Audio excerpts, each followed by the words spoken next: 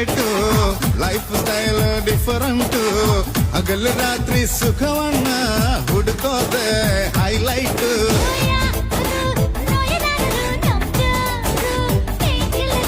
ಯಾರು ಬೋರು ಅನ್ನರು ನಮ್ಗ್ಯಾರು ಅಷ್ಟು ಥ್ರಿಲ್ಲರು